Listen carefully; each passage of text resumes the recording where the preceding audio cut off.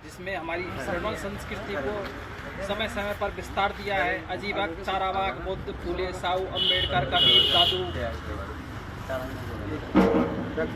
साहू जी महाराज, माता सावित्रीबाई फूले साहब और बाबा साहब जाने के बाद माननीय काशीराम साहब, उन सभी को श्रद्धा सुमन अर्पित करते हुए मैं अपनी बात रखना चाह रहा हूँ।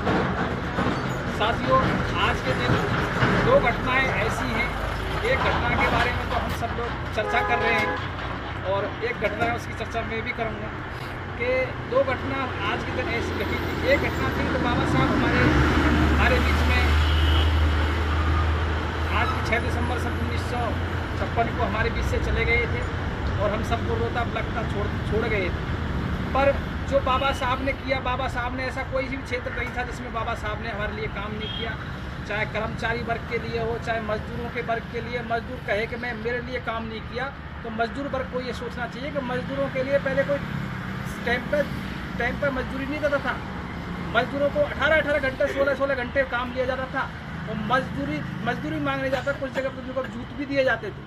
पर बाबा साहब ने उस शोषण को मुक्ति के लिए 8 घंटे का प्रावधान बाबा साहब ने किया। हफ्ते में एक दिन की छुट्टी का प्रावधान आप लोगों के लिए किया। अगर कोई कहे कि अगर आप लोगों को कोई मजदूरी रखता है तो उसके लिए भी आप लेबर कोर्ट में जाकर उसके खिलाफ कार्रवाई कर सकते हो। ये मजदूरों के लिए किया है। कोई कहे व्यापारी हमारे लिए क्या है, तो बाबा हमारे लोगों कुत्ता बिल्लियों की गिनती होती थी पर हमारी कभी गिनती नहीं होती थी। जब बाबा साहब आए और उन्होंने हमारे अधिकार दिए तो जब हमारी गिनती होने लगी और जब हमारे बैंकों में अकाउंट खुलने लगे या जीएसटी वगैरह जो भी चल रही है, बैंक अकाउंट रख रहे, वो सब लोगों के लिए दिया है। महत्वपूर्ण अधिकार बाबा साहब ने जो आप लोगों को दिया है वो दिया है वोट डालने का अधिकार। वोट डालने का अधिकार जिसको आप वोटर पहचान पत्र लेके बोलते हैं, वोट डालने का अधिकार सबसे तगड़ा अधिकार दिया है। वोट दो धारी तलवार है जिसकी मैं आप लोगों से बात कर रहा हूँ। क्यों बात कर रहा हूँ?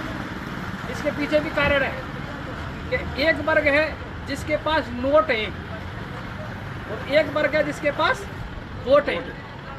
जब चुनाव आता है, राजा बनाने का टाइम आता है, उस टाइम पे गड्डियों की परवाह नहीं होती। उस टाइम पे मुंडियाँ देखी जाती हैं, कितने लोग हैं। आज जनसंख्या कौन की ज़्यादा है? जनसंख्या हमारी ज़्यादा है, पर हम राजा किन को बनाते हैं?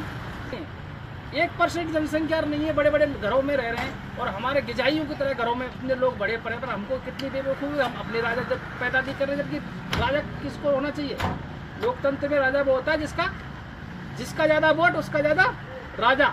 अभी उल्टा हो रहा है, जिनका कम वोट और उनका राजा। हमारे बेवकूफ़ बात कर रहे हैं। दो धारी तलवार कैसे? अगर वोट का उपयोग अगर सही तरह से आप नहीं करोगे, सोच समझ के अड्डा पौवट और साड़ी और ट्यूबलाइट और दारू में इस वोट को बेच दोगे तो ये वोट तुम्हारी नार काटने का काम करेगा, जो आज हो रहा है हमारे अधिकारों के लिए। और अगर सोच समझ के ये कहोगे कि ये वोट, इस वोट को बहन बेटी की इज्जत की तरह रखवाली करनी है और ये हमारा वोट है, सही जगह पे जाना चाहिए, तो आपके हिसाब की सरकार बनाएगा और आपकी आजीवन रक्षा करेगा। आपके लिए धन संपत्ति सारी चीज़ मिलेगी इस हिसाब से। उसके बाद एक घटना तो बाबा साहब की मेन थी जो आप लोगों को बताइए, ज़्यादा विस्तार से जाने की नहीं है। एक घटना और थी 6 दिसंबर सन 1978 को बाबा साहब तो चले गए थे।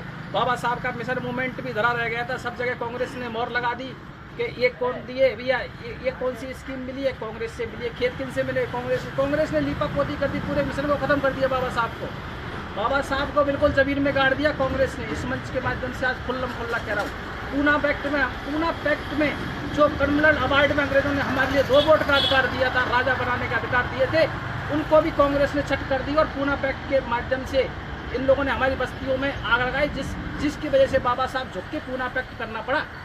गांधी और बाबा साहब, जिसके बलदेव हमको क्या मिला? बाबा साहब ने कहा था कि हमको फलों की जो टोकरियाँ लेके आया था मैं तो इंग्लैंड से, और इस गांधी ने मेरे को मुँह जो छुलकियाँ वो गुठलियाँ होती है वो मेरे को छोड़ दी, पूरे फल को खा गया।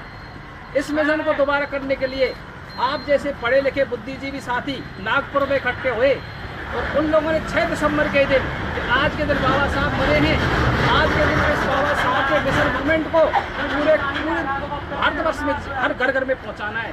उन्होंने बामसेप की स्थापना की। BAMCEF backward class SC ST OBC and minorities, मुस्लिम, सिख, ईसाई, बुद्ध वगैरह, ये भी हमारे ही भाई हैं। क्यों हैं कि उस व्यवस्था से हमारे साथ भी दुराचार हो रहा था, तो इन लोगों के साथ भी दुराचार होता है। इन लोगों ने समय समय पर उस व्यवस्था को ठोकर मार दी और अलग चले गए, पर वो है हमारे धार्मिक। इन सब एम्प्लॉय फेडरेशन, इन सब लोगों के एम्प्लॉइयों को एक साथ मिला के एक संगठन बनाया, जिसको बनाया था वाम सेप ने इस विचारधारा में सभी कर्मचारी इकट्ठे हुए। कर्मचारियों ने लोगों को जगह जगह के इस संगठन को और बाबा साहब की विचारधारा को, बाबा साहब के कामों को गांव गांव धाड़ी धाड़ी पहुंचाया। आज ये व्यवस्था जिस लेवल पे है, जितने लोग जय भीम कर रहे हैं, उन कर्मचारी और उन बुद्धिजीवियों का भी योगदान है। उनको जो इस दुनिया से चले गए हैं, जिन्होंने तन मन धन दे के इस मिशन मूवमेंट को आगे बढ़ाया, उनको भी श्रद्धा सुमन आज के दिन अर्पित करता हूँ। वाम सेप के द्वारा इतनी बड़ी ताकत हुआ, उसमें सामाजिक जनचेतना जागृति की, और वाम सेप ने ही DS4 बनाई। DS4 का काम क्या था? वाम सेप कभी आंदोलन नहीं करेगा, वाम सेप पढ़े लिखे बुद्धिजीवियों का ये विचार देगा, जमीन पर काम करने के लिए पैसा भी देगा, टाइम देगा, टैलेंट देगा, पर आंदोलन करने के लिए ऐसे लोगों की जरूरत पड़ेगी जो समाज पर अत्याचार हो रहे थे उस टाइम पे। कई बहन बेटियों की इज्जत लूटी जा रही थी, कभी आदमी का मर्डर हो रहा था, उस टाइम पे मानव काशीराम साहब ने DS4 बनाई थी, दलित शोषित समाज संघर्ष समिति बनाई थी, आज ही के दिन बनाई थी। इस माध्यम से हम लोगों को कुछ शोषण तक लड़ाई झगड़े कर जो हम पर परेशानी हो रही थी, उन लोगों को आंदोलन करने के लिए आज के दिन थोड़ी सी निजात मिली। उसके बाद मानव काशीराम साहब ने जो वाम सेप के माध्यम से राष्ट्र की तीसरे नंबर की ताकत जो किसी गाँव के पास है, बहुजन समाज पार्टी निर्माण किया था। राष्ट्र के तीसरे नंबर की ताकत पार्टी हाथी है, जिसका निशान, जिसकी बहन जी CF 4-4 बार थे। तो आज के दिन दो घटनाएं बहुत इम्पोर्टेंट है।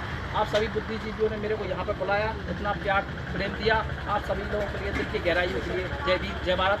आशा करता हूँ हम तो खैर इस मिशन के लिए चल निकले हैं, और आशा करते हैं आप सब लोग इस मिशन मूवमेंट को ज़रूर बढ़ाते रहेंगे। अपने बाप की बरसी बनाने के लिए आप 10-10, 20-20, 50-50 हज़ार खर्च कर देते हैं, और जो हम सबका बाप है, जिसकी वजह से हम मान सम्मान की ज़िंदगी जी रहे हैं, उसके लिए अपन 10 रुपये देने 10 रुपया खर्च करने में परेशानी आई है। ऐसा नहीं करें। हम सब अपने बाप, इस महापुरुष, ये सबका बाप है, इस मिशन मूवमेंट को बढ़ाने के लिए कैसे भी योगदान हो, कोई भी अगर जय भीम के नाम पे आपके पास आए, तो जैसे बाबा जी को चुटकी तरह डालते ना, चून आटा कुछ भी, चाहे 1 रुपये देना था, 10 रुपये देना, अपनी विचारधारा के आदमी को जरूर देकर विदा करना, जिससे तुम्हारी विचारधारा आगे बढ़ेगी। इसीलिए जय भीम।